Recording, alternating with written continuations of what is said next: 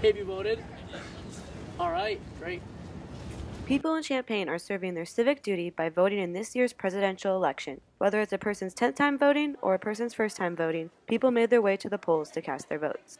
Peter Danos is a first-time voter in a presidential election, but he sure is not a newcomer when it comes to politics. Danos put forth his interest in politics by working in D.C. over the summer for newly re-elected Congresswoman Cheri Bustos. He also was a campaign surrogate for his uncle. George Danos ran for county auditor this year and unfortunately lost in a close race, losing by 131 votes countywide. With Peter's experience, he has learned the significance of voting and spreads the knowledge to everyone about the importance of voting in any election. But it's important to also vote at the presidential or, people that skip the governor's race or the Senate race, a lot of times miss out because there's a lot of different issues that happen at the federal level that affect our everyday lives. George Danos, who ran for county auditor, agrees with his nephew about the importance of students voting at a local level.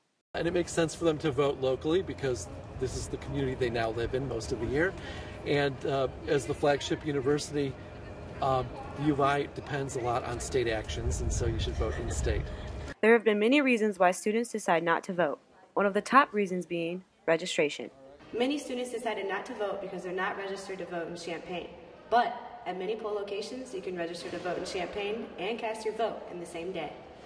Along with many other people, Danos believes the presidential election has also scared people away from voting because of how heated the arguments have been between the two candidates. We're not used to hearing our politicians at the highest level of government calling each other names.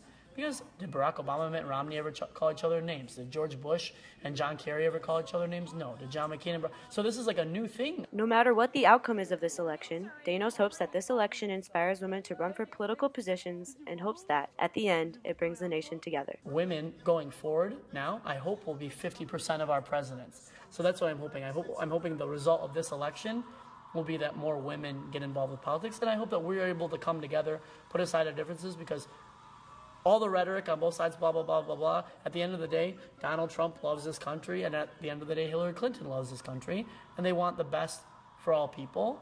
Voters, old or new, like Danos, have made their voices count by voting in this year's presidential election. From Champaign, I'm Sarah Allen, UI7 Newsbreak. Hey, have you voted?